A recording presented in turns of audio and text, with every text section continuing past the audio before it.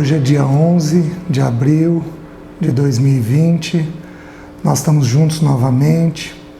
Gostaria de lembrar que esse estudo é direcionado aos funcionários de uma empresa aqui em Maringá, porém ele também é postado depois num outro canal, então tem aí muitas pessoas que têm acompanhado. Nós vamos dar sequência ao que nós estamos estudando. Semana passada nós falamos um pouco sobre o medo no Velho Testamento e hoje nós vamos falar sobre o medo no Novo Testamento. Mas hoje eu vou fazer uma coisa um pouquinho diferente. Eu vou começar com uma oração, tá? Então vamos lá. Pai, muito obrigado pela Tua Palavra, pelo Teu Espírito, e porque Ele nos toma pela mão e aplica a Tua Palavra às nossas vidas.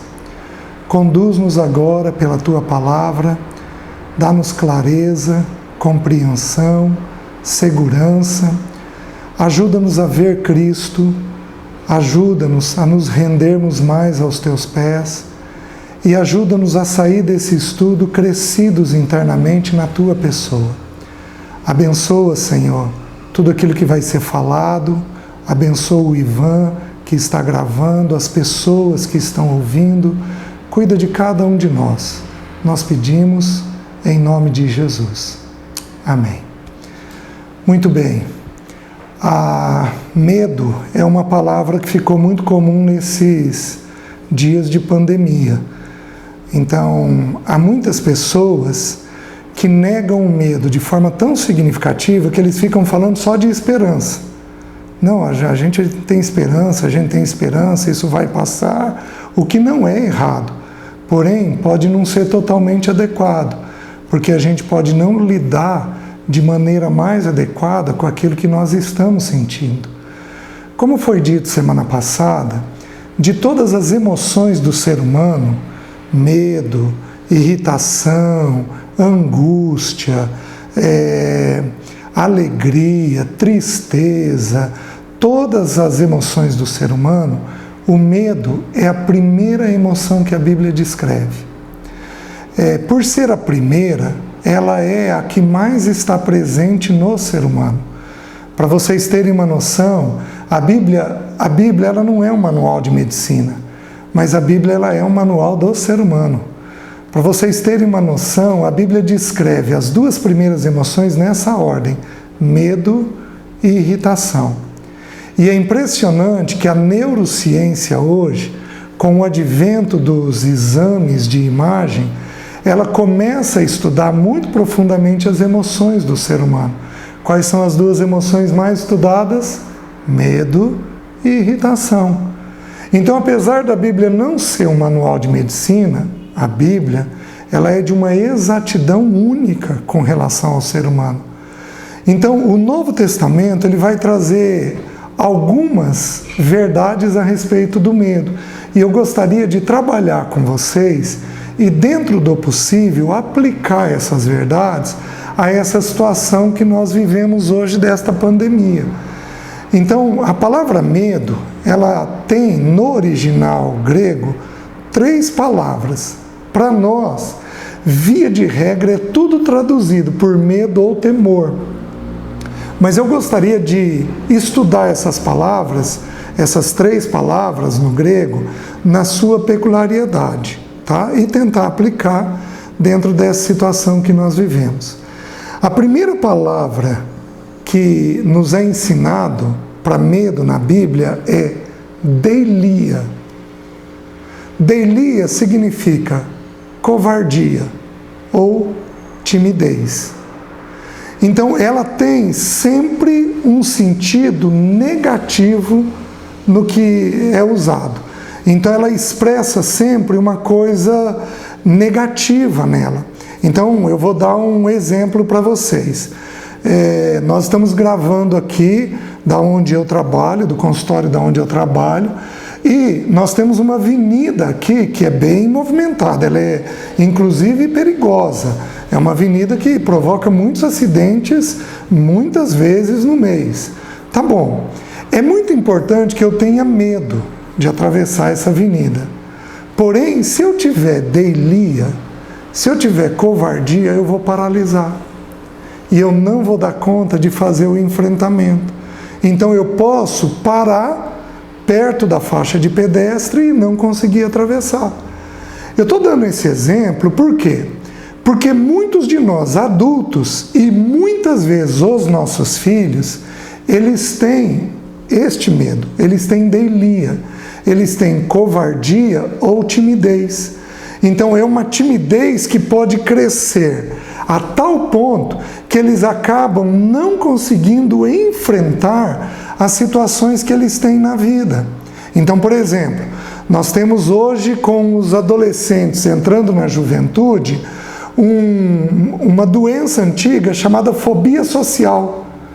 Então esses adolescentes, eles não conseguem levantar a cabeça, cumprimentar uma pessoa, trocarem uma conversa, eles paralisam, eles têm deilia, né?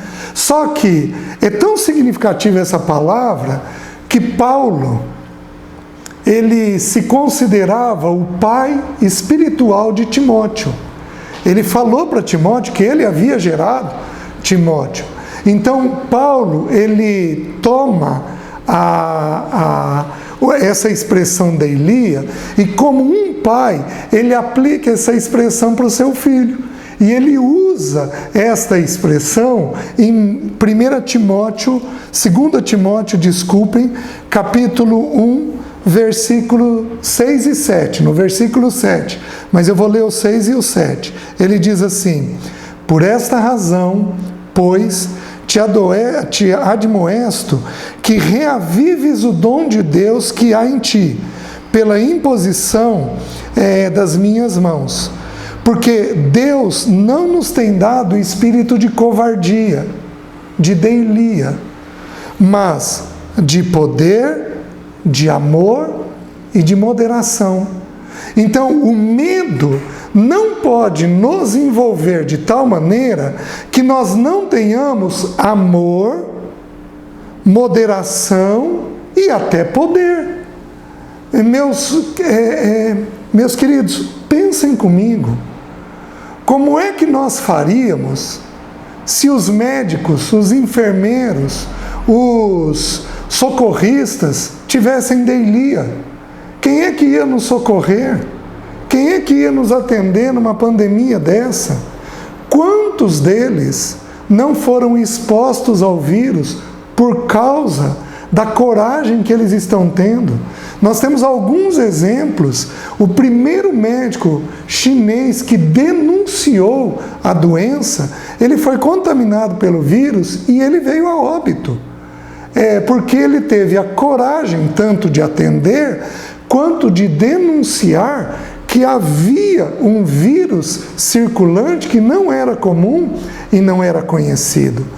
Aqui tem acontecido no nosso país, eu tenho situações dessa perto de mim, onde alguns médicos estão tendo que deixar as suas casas, porque tem pais com idade, porque tem crianças pequenas, e pasmem, as pessoas não alugam imóveis para eles, porque eles são médicos. Isso é deilia. Isso é uma timidez excessiva, uma covardia excessiva. Então, esta palavra, se porventura envolveu você, você precisa ter cuidado com ela. Por quê? Porque na covardia, como Paulo falou no versículo 7, porque Deus não nos tem dado espírito de covardia, deilia, mas um espírito de amor, de poder e de moderação. Então, se a gente tiver deilia, nós não vamos ter o amor necessário pelos nossos. Nós não vamos ter o cuidado necessário pelos nossos. Nós não vamos fazer pelos nossos aquilo que é necessário. Então, nós precisamos cuidar com isso. Porque este espírito de covardia não procede de Deus. Vocês estão compreendendo? Porém, nós vamos avançar. nós temos uma segunda palavra. A segunda palavra usada para medo na Bíblia é, no grego, eulabelia, que significa cautela, prudência, precaução. Então, essa palavra, ela vai nos trazer agora a necessidade de termos preocupação, de termos prudência com a situação, de termos precaução e não preocupação, termos precaução com a situação. Então, nós precisamos, nessa situação, seguir aquilo que os infectologistas, aquilo que os especialistas nos pedem para fazer. Precisamos ter higiene com as mãos, especialmente? Precisamos. Precisamos ter uma certa distância um dos outros? Precisamos. Já, quando tiver testes, precisaremos testar para ver qual é a nossa condição? Precisaremos. Então nós não podemos nos acovardar diante dessas situações, senão nós vamos acabar entrando dentro do guarda-roupa. Porque para onde nós vamos correr? Tem pessoas que já estão dentro de casa. Às vezes, eu já ouvi isso de pessoas. As pessoas têm tanto medo de viver a vida, não no caso dessa situação do coronavírus, mas as pessoas podem ter tanto medo de viver a vida que elas entram dentro de casa. Mas depois que estão dentro de casa, o medo continua. Elas entram dentro do quarto. Eu tive uma pessoa, muitos anos atrás, que me falou o seguinte: César, eu tenho tanto medo que eu já estou dentro do quarto, eu não saio de dentro do quarto. Para onde eu vou agora? Eu vou entrar dentro do guarda-roupa? Então, nós temos que entender que a prudência, ela é bíblica, ela é natural. A palavra de Deus nos ensina, o nosso Senhor Jesus nos ensinou, sede simples como a pomba e prudente como a serpente. Nós vamos ter prudência? Nós vamos. Mas o mesmo Senhor que nos ensinou a ter prudência, tocou um leproso. Vocês entendem? Então nós vamos ter que ter o discernimento de qual situação eu vou ter a prudência e a coragem necessária. Nós não podemos paralisar a nossa vida, mas nós não vamos também, com insensatez, não cuidar das regras básicas dessa situação. Então, é uma palavra que demanda da nossa parte muito bom senso e muito equilíbrio, para sabermos como vamos viver a vida. Então temos situações básicas que devemos dar continuidade. Ainda precisamos ir no mercado, ainda precisamos fazer as nossas compras. Dentro do possível, devemos sair para trabalhar dentro do possível, do permitido. Devemos sair para trabalhar cuidando, tendo a precaução com essas regras básicas da infecção, dos cuidados que temos que ter. Então, mas essa palavra ela é interessante porque ela avança um pouquinho mais. Ela não é apenas preocupação. Essa palavra, o substantivo dessa palavra, é usada só 2 vezes no Novo Testamento. E eu gostaria de ler esta palavra no Novo Testamento, porque envolveu a vida do nosso Senhor. Quando o nosso Senhor estava no Getsemane, naquela noite pesada, difícil, noite de trevas, como ele próprio disse nos Evangelhos, esta é a noite das trevas. Naquela noite de agonia do nosso Senhor, de solidão do nosso Senhor, onde a bendita azeitona foi prensada, onde o bendito grão foi pisado, onde a santa pessoa foi escarnecida, foi judiada, foi levada à cruz do Calvário, foi separada do Pai, que era a grande agonia que o nosso Senhor tinha. O nosso Senhor tinha medo da morte? Não. Porque em João 10, a palavra nos ensina que o nosso Senhor, Ele recebeu o direito do Pai de entregar a vida, mas também de reavê-la. Então Ele não tinha medo da morte. Então qual era a agonia dele? A agonia dele era o sofrimento, o escárnio, tudo aquilo que ele ia ser judiado, tudo aquilo que iam falar dele. Também não, porque em João 12, ele diz, precisamente para este fim eu vim. Então qual era a agonia do nosso Senhor no Getsêmani? A agonia do nosso Senhor era a agonia da separação do Pai. Então, naquela sexta-feira, ele seria separado do Pai. Ele foi crucificado às 9 da manhã e o Pai estava com ele. Porque ele diz assim, Pai, perdoa-lhes, porque não sabem o que fazem. Segundo aos Coríntios, capítulo 5, diz que Deus estava em Cristo, reconciliando consigo mesmo o mundo. O Pai estava com o Filho, mas, ao meio-dia, quando o meu e o seu pecado são colocados sobre o Filho de Deus, quando o juízo que era para vir contra nós veio sobre Jesus, ou seja, o pecado os pecados que eu cometi, que você cometeu, vieram sobre o Filho ao meio-dia então há um evento onde toda a terra agoniza.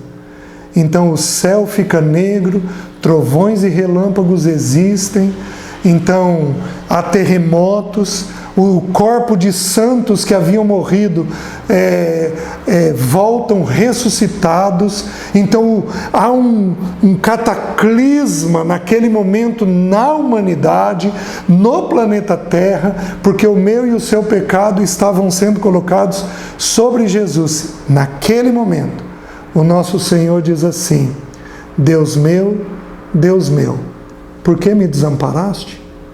Então o Pai, como nós estudamos semana passada, o Pai se afastou do Filho porque havia pecado no Filho.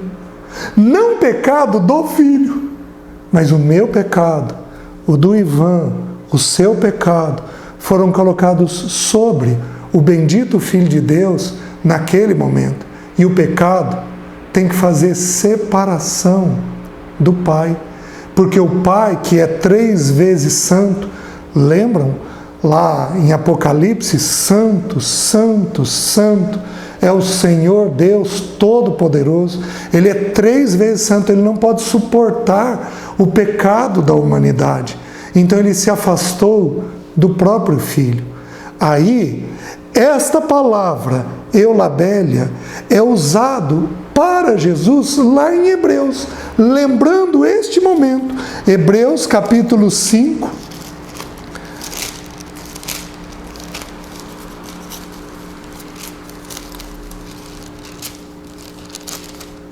versículo 7, nos é dito assim, ele, Jesus, nos dias da sua carne, tendo oferecido com forte clamor e lágrimas, orações e súplicas a quem o podia livrar da morte, e tendo sido ouvido por causa da sua piedade.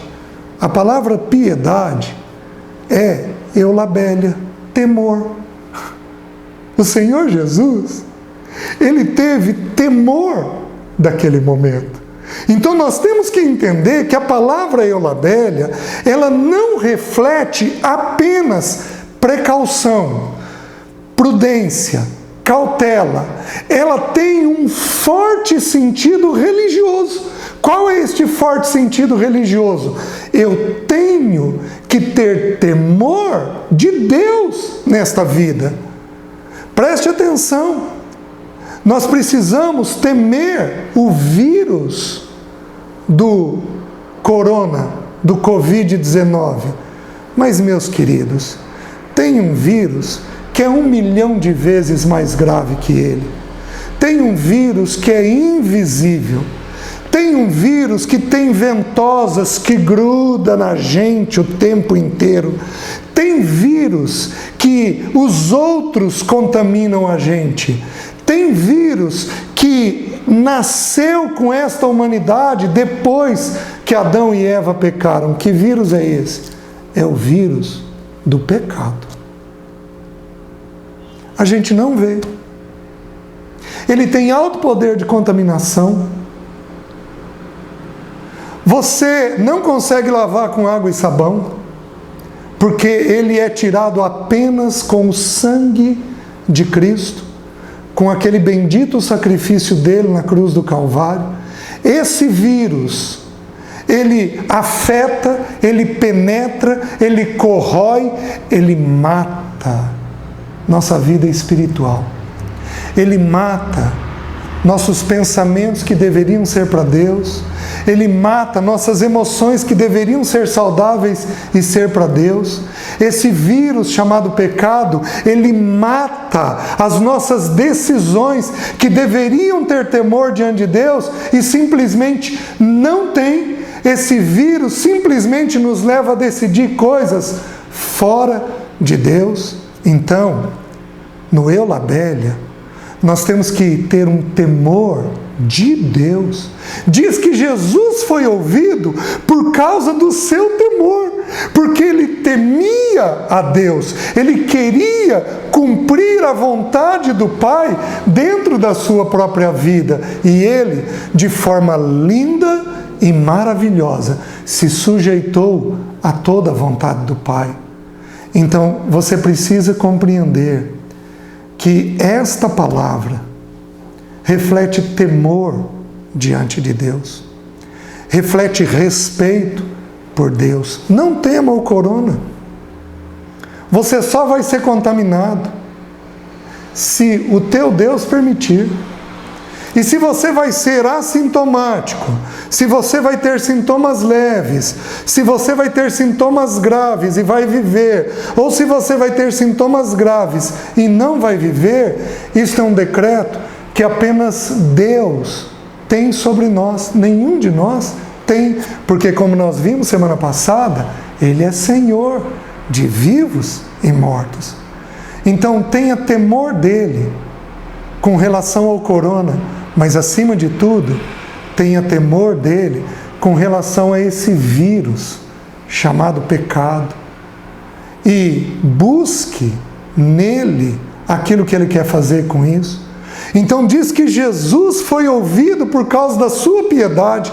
E aí o versículo seguinte, o versículo 8, nos diz assim: Ele, embora sendo filho, aprendeu obediência pelas coisas que sofreu. Então, neste temor que nós temos de Deus, nós aprendemos a obedecer a Deus através do sofrimento que Ele está nos trazendo. Se você é homem, se você é mulher, sustenta a tua casa através do teu trabalho, você tem apreensão do que vai acontecer, tenha temor, tenha Eulabélia. Não tenha o Deilia, não tenha covardia, não tenha timidez, mas tenha a Eulabélia. Busque da parte do Senhor o temor nessa situação. Ele vai te sustentar como um pai, porque Ele provê tudo aquilo que nós temos necessidade. Essa é a segunda palavra. E a terceira palavra? A terceira palavra usada no grego é a palavra phobos, de onde nós tiramos fobia. Então, alguns de nós temos covardia, alguns de nós temos cautela e temor, mas alguns de nós temos phobos. Então você pode começar a ver coisas que não existem. A fobia faz isso. No medo, nós supomos que algum mal pode vir sobre nós, mas no phobos, nós temos certeza de que este mal já veio sobre nós, de que ele já está ocorrendo dentro de nós. A palavra phobos no grego significa arroubo, susto.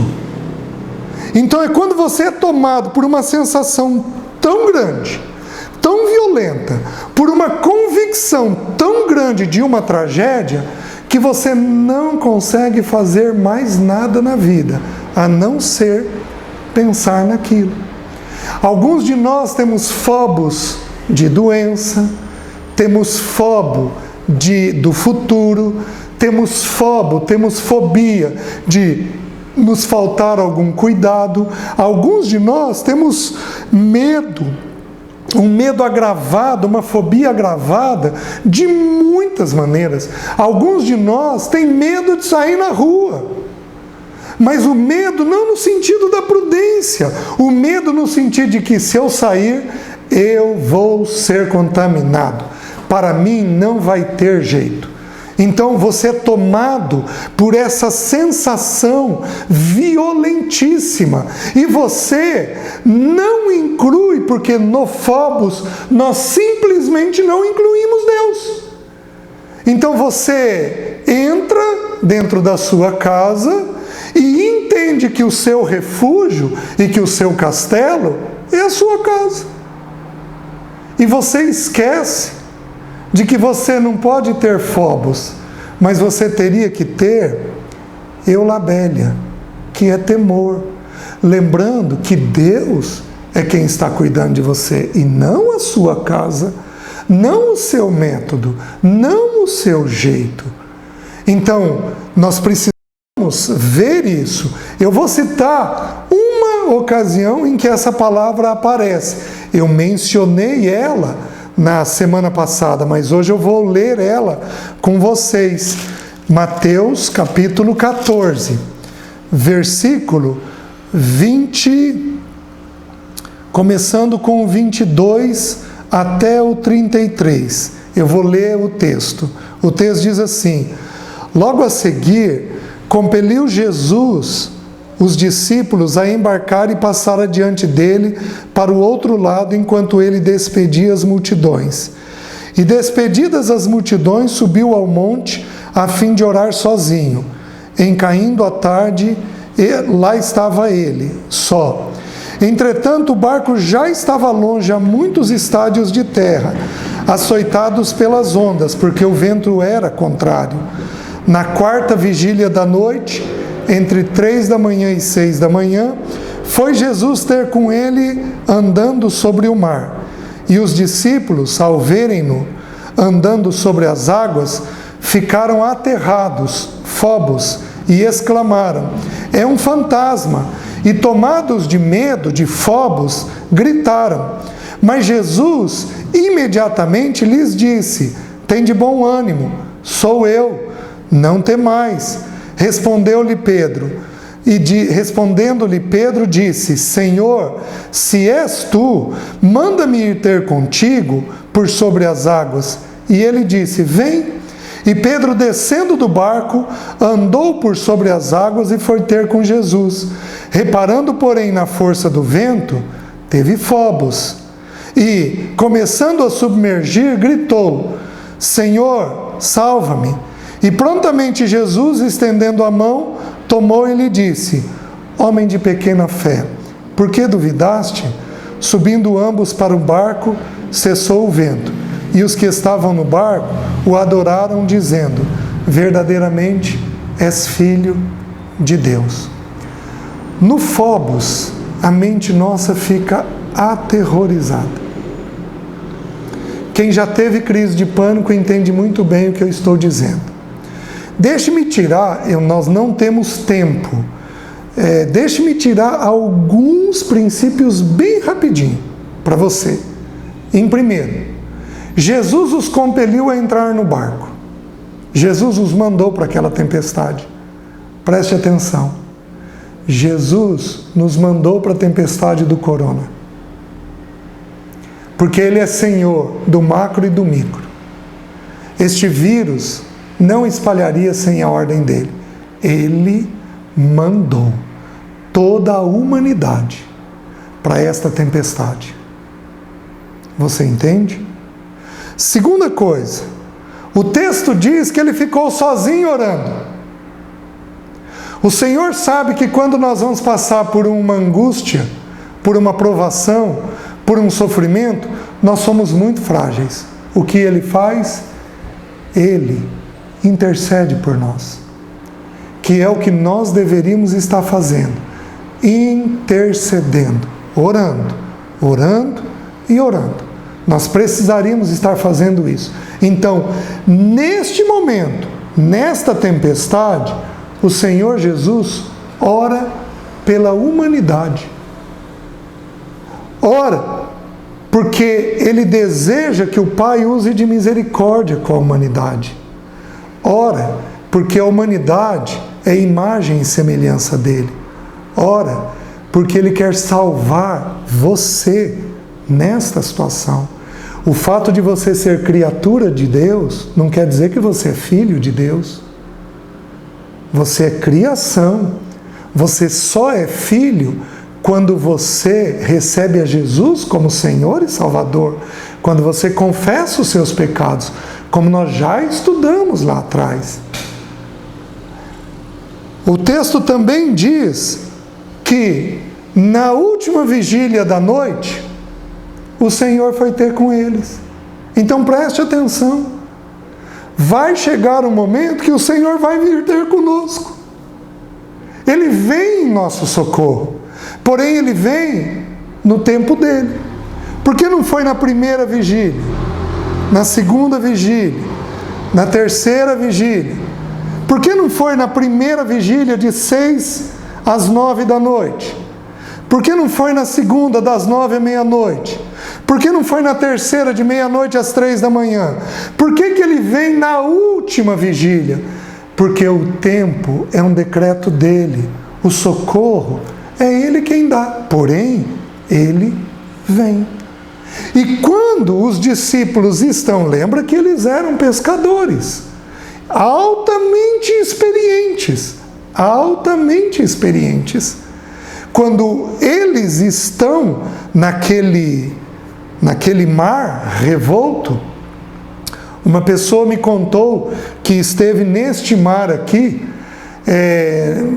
há alguns anos atrás, e deu uma tempestade, e a tempestade atingiu até o 3º andar dos hotéis que estavam na beira do Mar da Galileia. O 3º andar vai dar aí 9 metros. Considerando mais 2, 3 metros aí de altura, nós estamos falando de uns 10, 12 metros.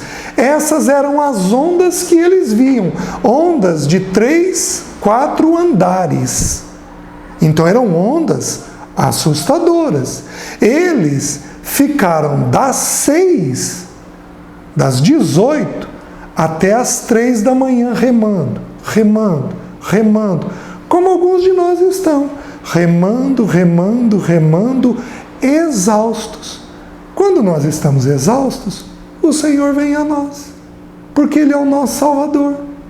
Ele vem a nós e aí eles se assustam. Eles acham que é um fantasma. Queridos, quando a nossa mente está tomada por fobos, nós distorcemos tudo. Distorcemos. Ficamos assustados além da conta, além do que deveríamos. Vocês conseguem entender? Alguns de vocês estão assim. Então Pedro, ele que era um irmão muito ousado, ele decidia com muita rapidez, tanto para fazer quanto para deixar de fazer. Ele tomou aqui uma decisão de fazer: Senhor, se é o Senhor, manda ir ter contigo. E ele vai andando sobre as águas.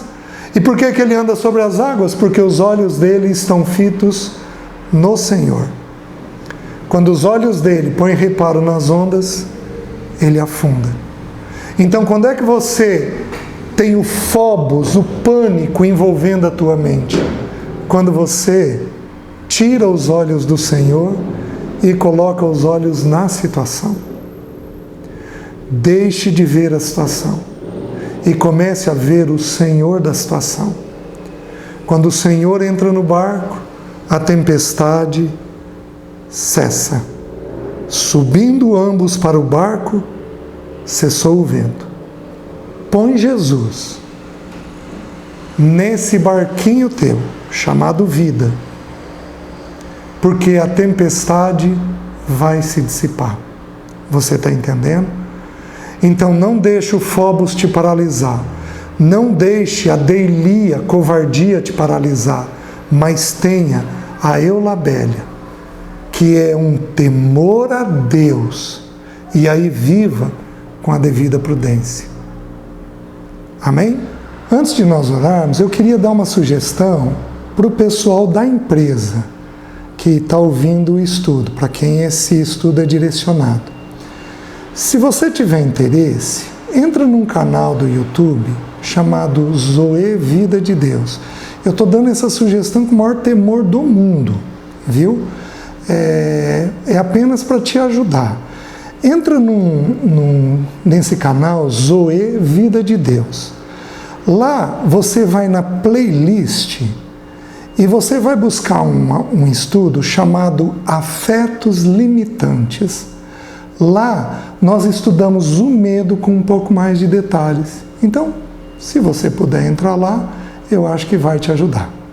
Vamos orar? Deixe-me orar com você. Pai, ajuda todos aqueles que estão ouvindo esse estudo, que ainda não te conhecem como Senhor e Salvador. Ajuda-os a confessarem os seus pecados. Ajuda-os a clamarem pelo nome de Jesus. Porque todo aquele que invocar o nome do Senhor será salvo. Senhor, dá uma experiência de novo nascimento para essas pessoas. Também visita todos aqueles que já te conhecem, fortalecendo a fé deles. Por que duvidaste? Ajuda-os a te incluírem na vida financeira, a te incluírem na vida física, na saúde deles. Ajuda-os a, em todas as coisas que nos dão medo, incluirmos a tua pessoa. Senhor, entra no nosso barquinho, chamado vida.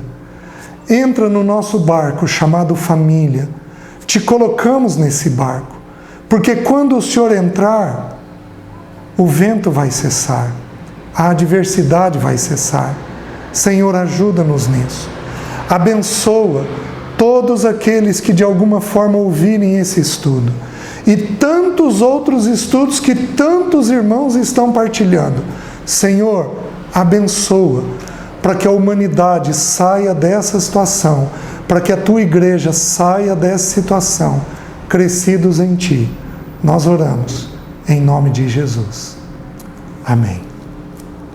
Até semana que vem.